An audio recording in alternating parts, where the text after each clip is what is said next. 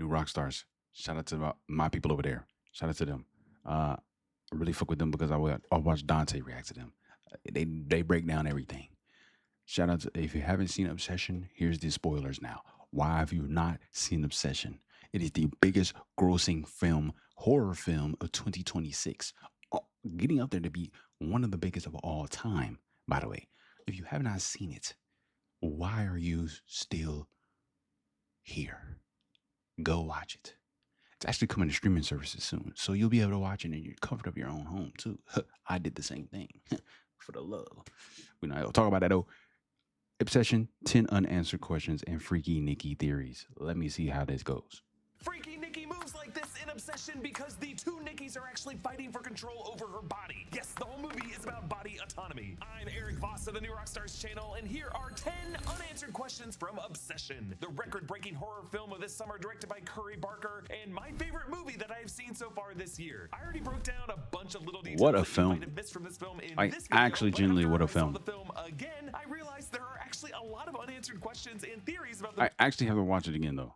I'm down to watch it again. movie that I wanted to try to cover in This this is a video. good-ass movie. Number 1. What happens to Nikki after this movie? Bear's wish only fades and releases freaky Nikki's control over real Nikki's body when Bear fully dies. So basically, poor Nikki wakes up with her 3 friends dead in this house with her and her own W foot shot. I mean, damn.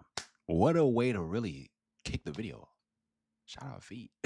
Shout out feet. body and psyche having gone through some brutal trauma. Oh. Nikki Freeman is probably going to prison for the murders of Ian and Sarah, and probably also for being connected to Bear's death. Here's what Curry Barker said about the epilogue. Yeah, she's going to jail for like triple homicide, by the way. Like literally. So who the hell's gonna be her? Yo, we might have to get what's his name? We might have to get Daredevil, bro. We might have to get bro. We gotta get bro on the scene. He's the only lawyer that I know that can get this shit done. We need Daredevil right now. For Nikki. She probably goes to jail. She's probably going to prison for a very long time. There's also like $1 billion in Ian's house, and Ian's dead on the floor. So she's connected to that money in some way. Who knows $1 billion, by the way. what the cops are gonna kind of put together as the story, but she's not gonna have a very good life, I don't think. It's very sad.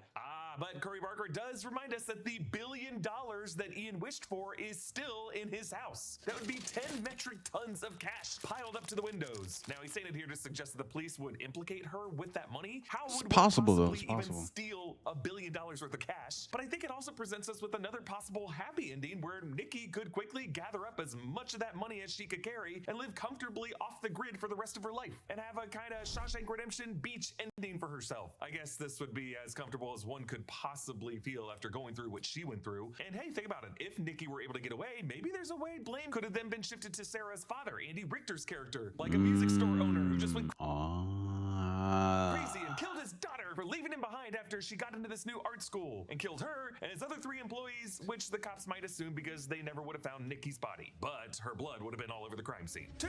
What did real Nikki experience in this movie? It's honestly the most horrifying thing to really consider. I mean, this movie gets way scarier and more traumatic when you rewatch it from the perspective of real Nikki, trapped in her own Literally trapped in her own mind.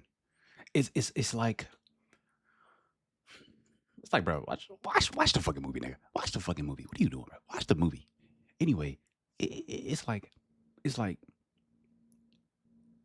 from the very moment that this bitch ass nigga Bear, I mean, a straight punk, he couldn't even get it out of his mouth. He couldn't even say the words. She even give this nigga so many opportunities and chances right then and there. Oh, I'll take her home. Right then and there. You already was doing what you had to do. Do you like me, Bear? This nigga all about some today, Junior, nigga. Spit it the fuck out, bitch. Fuck wrong with you, bro? Spit it out, man. This nigga's a bitch. Yo, fuck Bear, bro. All my niggas hate Bear. Fuck Bear, bro. Fuck Bear. If you know this nigga's a dirty fucking piece of shit, bro. Fuck Bear, bro. I'm glad that nigga died. I'm glad that nigga died in the movie, bitch. Fuck that nigga, man. Fuck Bear, man. I hope you never grow up to be a bear, all right? You'll never grow up to be a bear.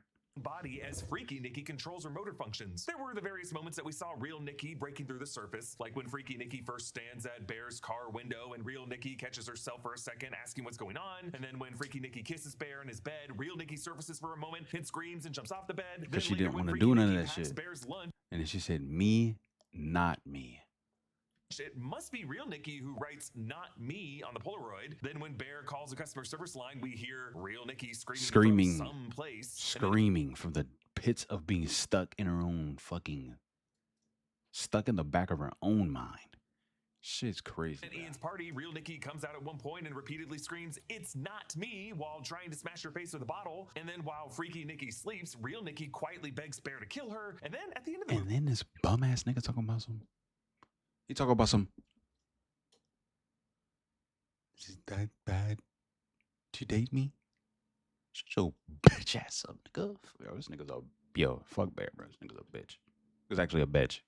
He's actually a fucking bitch. maybe you missed this, but while she's dressed as Sarah with Sarah's tattoos and wearing Sarah's Wearing Sarah's, she was wearing her fucking scalp. She put on her dress and wore her scalped her and wore her shit. Yo. Put her body on display, by the way. I know niggas didn't peep that shit the first time. Nigga, I seen her. She was chilling her back in a chair. Face caved in is the same way she left it. Disgusting, bro. hitting herself with a brick, her legs go wobbly, and she says, "Stop, stop," which I think is real Nikki in that brief moment. So based on all of these moments, real Nikki experiences everything. And yes, that includes Bear assaulting her. In my other video, I mistakenly called it sex because No, it's not. Yeah. This nigga, you know what he did. He sexually assaulted her. She was there motionless, just making the noises. That was Freaky Nikki doing that bullshit. But she is just there, you just stuck looking at that scene like, this nigga's a fucking bastard, bro. Just a fucking piece of, fuck Bear, bro. That's all I gotta say, bro. Fuck Bear, bro. I was under the assumption that Freaky Nikki was capable of consent, but the reality is what Bear did there was straight up assault. You know, the 4-letter R word that YouTube won't even let us say in videos. I really did not mean to minimize that, but that awful, awful truth underscores the following scene where Freaky Nikki watches Bear sleep from the shadows and scares him with her movement, and then her face distorts as she screams how she doesn't like her dreams. Of course, Freaky Nikki doesn't like her dreams because she has to share her subconscious with real Nikki. But yes, throughout this movie, imagine that real Nikki has to experience things like standing completely still for several hours, smiling. It's like she's a completely different person when she did that smile, boy. Man, shout out to Indy. She is amazing. Soils herself. Things like smashing her best friend Sarah's face with a brick and then further desecrating Sarah's corpse. But there was also this evidence of what real Nikki was going through. How and why does Freaky Nikki move backwards? Well, Curry Barker clearly used reverse photography with actress Indy Navarrete to achieve a common horror cinema visual motif, and it works quite well on its own as a creepy visual to show something is off about Freaky Nikki. But it's also a somewhat supernatural flair for This actually is one of the probably scariest moments ever, bro. I'm talking. I was like, yo, they been tripping. It's not demonically possessed, according to the director, but is rather just a newly created persona of pure obsession by Bear's wish. Well, if you look closely at the backwards movement, it isn't just Indy walking normally, then reversed. It's actually Indy taking extra wide, very weird steps forward, and then that movement being reversed. That's why I really like this interpretation that the backwards movement is actually a physical cinema magic between Freaky Nikki and real Nikki for control over this one body. Real Nikki is trying to rush toward Bear to kill him in these moments, while Freaky Nikki is more powerfully restraining the body backwards and winning that struggle, resulting in this. And then she did that little pump fake. Nigga said, "You're scaring me. You're scaring." Shut your bitch ass up, nigga. Natural backwards Bear's movement. actually And I fucking would love dickhead. that if that's true, because it would mean that every time Fuck you see Bear, Freaky bro. Nikki move this way throughout the film, it's not just like a scary visual, it's a representation of the deeper true theme of this movie. Not just a story about toxic obsession, but a story about body autonomy. 4. Why is Freaky Nikki And the fact that this nigga didn't even love her until the moment she snapped the fucking one wish Rilla. She did it and he never actually truly cared or loved her until she did it. Crazy fucking movie. obsessed with the dead cat. Well, Freaky Nikki's obsession Crazy with movie, Sandy bro. has been interpreted by some theories as evidence that Sandy the cat could have reincarnated as the Freaky Nikki persona. I love this theory and all the evidence for Whoa. Hold on, though, because niggas wasn't really talking about that cat. Hold on, though. Hold on though. No way. Hold on though. On some like Pet Cemetery shit. Hold on though. Cause he went out just the way. Cause in the movie he goes out just like how the cat went out. He got them pills.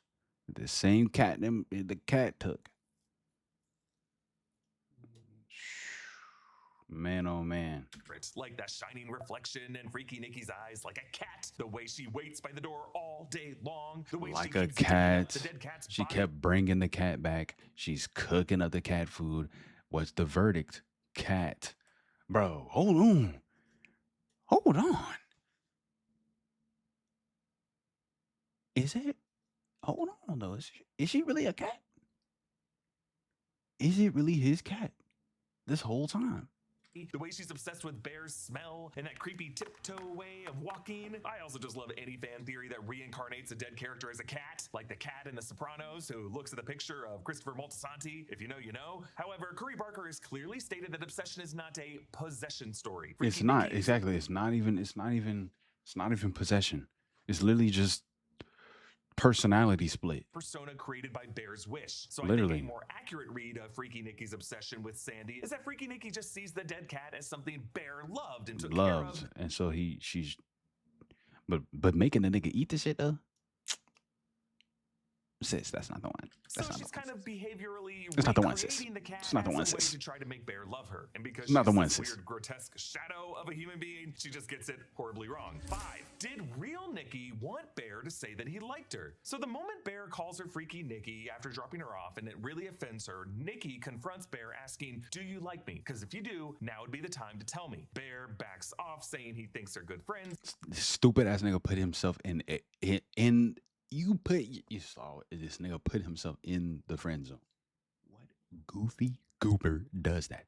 What goofy goobington does that And shit? Nikki gives this interesting vague response. She says, "Okay," and then she tucks her hair behind her ear and says, good night, and kind of awkwardly turns away. Some are reading this as disappointment from Nikki, that Nikki secretly wanted Bear to say that he liked her in this moment. Maybe she just really secretly wanted this nigga not to be a fucking bitch. This nigga still couldn't stand 10 toes on it.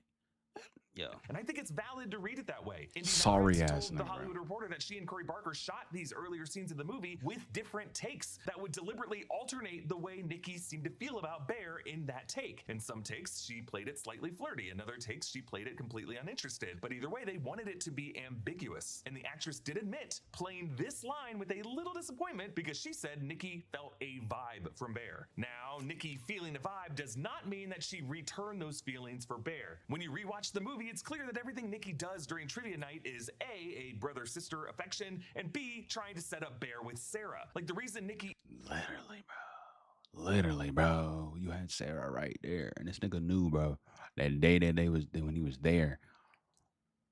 And then she even told him, "I hear Sarah likes you. I think Sarah's got a thing for you.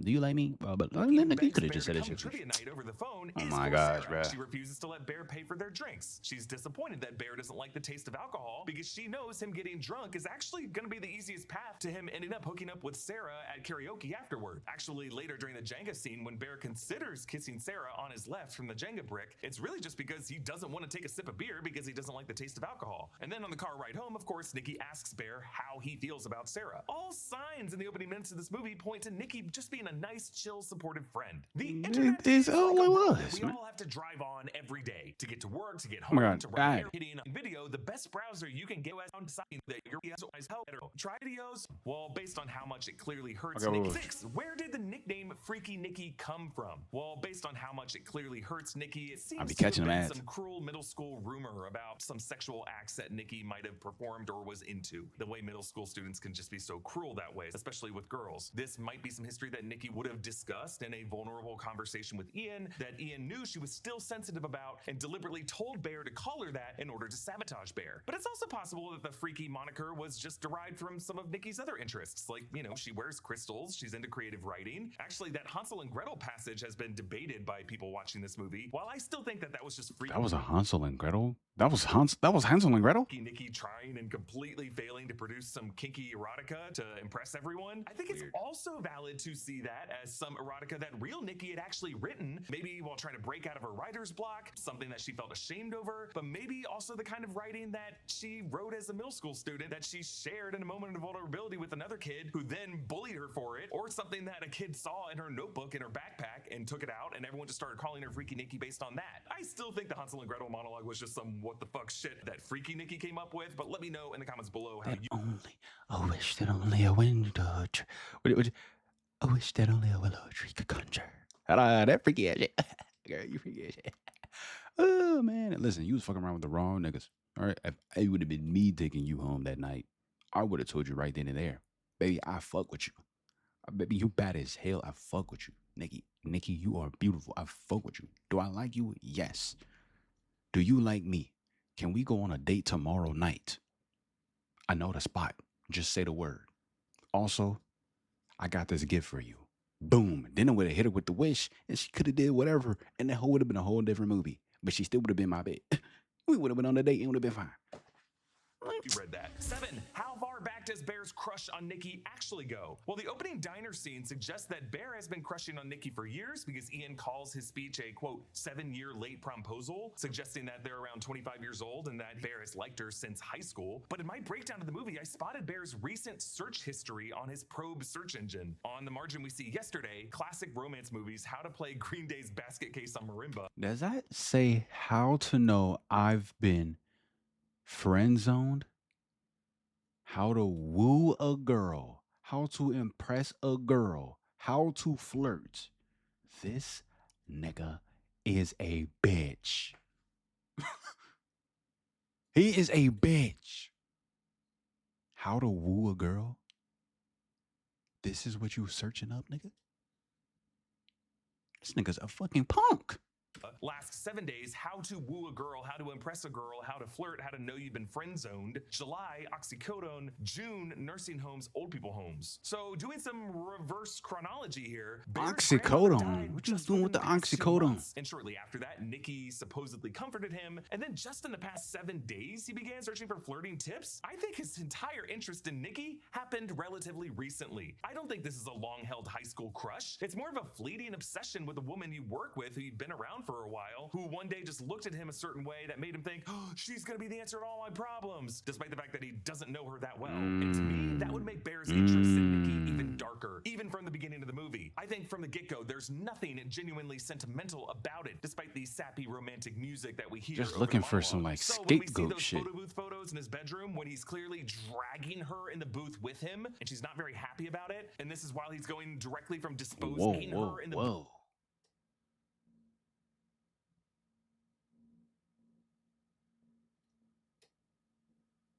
She was way happier with this nigga though. You see that?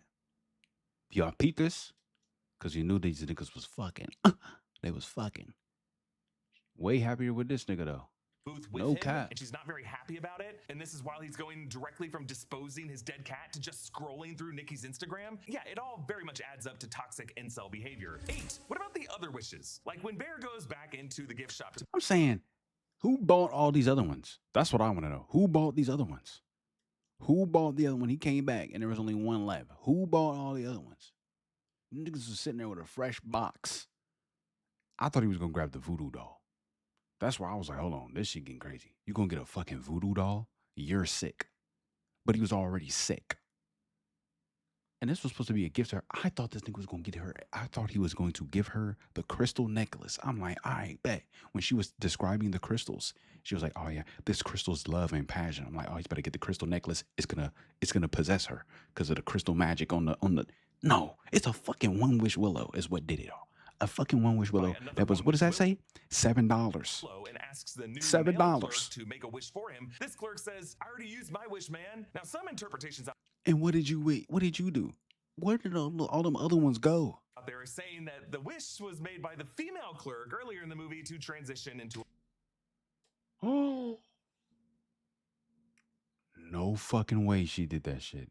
Nah, because that's actually crazy. I wish I was a nigga. male. Look, if that's how you Hold want on, to like this movie, I'm not going to fight you on it. I'll say that this But hold on, though. But hold on though. mail clerk does have the same jaded customer service vibe as Yeah, like the and you know what? It's like when you see this, or something about this reflection, bro. Something was going on here, bro. I was peeping everything, bro.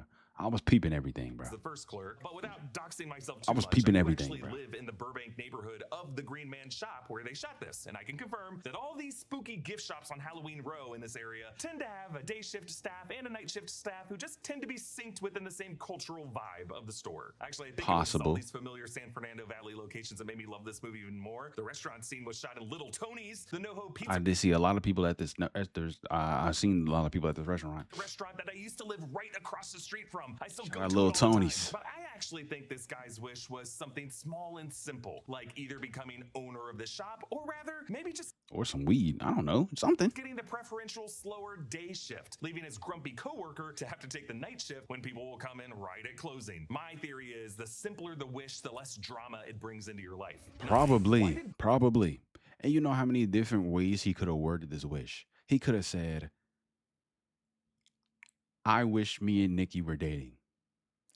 That's it, nigga. That's all you had to do. First of all, the wish was supposed to be hers.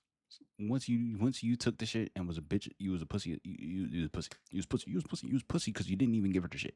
You was pussy because you didn't give her the shit. It was her gift. You didn't give it to her. Then you went and made that dumbass wish. I would have been like, yo, man, I wish me and Nikki were dating. I wish Nikki liked me the same way that you didn't even really like her. That's the problem. You didn't even really fucking like her. You didn't even really like her. Didn't even really like her, bro. I don't know what this nigga was thinking, bro. Genuinely, I don't know what this nigga was thinking. He didn't even like her, bro. He didn't even like her, bro. Bear have the sleeping pills. Remember in Bear's last scene with Sarah in the car? They're joking about drugging her dad, and he mentions, I have sleeping pills in my pocket. Those are sleeping pills, not the oxy pills that are in the medicine cabinet. Remember, this scene comes right after Freaky Nikki was asleep, and real Nikki begs Bear to kill her. I wonder if Bear might have tried to drug Freaky Nikki to keep her docile after everything that happened at the party, or maybe plan to drug her again after realizing real Nikki's voice can come out of the body when it's sleeping. And this messed up predator might have been planning to do something with Nikki's sleeping body to try to connect with real Nikki while Freaky Nikki slept. It's just when he said Yeah, what who knows? would be so bad about Yeah, what would be so bad about dating me? Nigga, the fact that you fucking assaulted her? Maybe that's what it is? I don't know that. Trapping that bit in her. This nigga's a, bro. I can't sit here and discuss it. I can't display how much hate I have for this nigga. Fuck Bear. Actually might be the most hated protagonist of all. Actually, fuck that. This nigga's the antagonist. But regardless, one of the most hated main characters of all time. Movies, TV shows, whatever. Terrible. living with me that made me think this Terrible guy needs person. to be in prison. I do not like Bear at all at this point in the movie. I don't trust Terrible him at person. all. And I think Terrible he's capable person. Of horrible Terrible things. person. And Terrible 10, person. How did the One Wish Willow customer service have access to real Nikki? Curry Barker himself voices Yeah, that was this weird. character, and when asked about the customer service line in interviews, he said I don't know. You want to talk to her? that Like this what? screaming Nikki is being kept in, quote, some sort of purgatory, but who knows? Actually, this very fun I theory told from you, bruh. Redditor International Crow 22 suggests that the One Wish Willow works by merging parallel realities. A reality where Nikki was obsessed with Bear, and this reality where she isn't obsessed with Bear, which is why Freaky Nikki screams that she loves Bear in every reality. And here's my contribution to this theory. Look at the company name, Tabby Cat. I think that could be a reference to Schrodinger's cat, the very first thought experiment in history of multiverse theory, where an unseen cat in a box with a dish of poison food and normal food is both alive and dead at the same time in two different realities. There could actually be a parallel here with Sandy eating Oxy when cat food was right there on the floor. And so the operator played by Curry Barker could be a kind of board company representative. It's something about that cat, bro. Verdict, the cat. Niggas is putting it right in. Yo, this nigga Curry Baker. Oh my God, boy. You are tough. Who has some kind of telecommunicative You are access tough. to these alternate realities through some kind of radio or You are phone tough, sir. device in his You are fucking workstation. good. What questions You're did good you at this have shit. after You're good. Obsession? And if you You're like this too video, good. check You're out our full good. movie breakdown breakdown scary obsession good at or making similar movies. You're breakdowns good. we've done on this channel of movies like Backrooms, Weapons, Scary Movie, Sinners, and more scary movies that you love. I gotta Please see. subscribe. I gotta And a see special Backrooms thanks to still, one of yo. our In-Our Underground I have not seen it subscribers, yet. Paolo Bianca, for supporting us at the executive producer level. You can get all of our exclusive bonus content, like our New Rockstars editors Joshua Steve. Shout out to them, man. W fucking video. This was amazing. W breakdown. W theories. Now you just give me a whole different perspective. I'll look at. I watch the movie again, brother. Actually pick up on some shit and see some shit. Damn, bro. Wow, bro. You know what? But at the end of the day, we all know. Fuck Bear. Fuck Bear.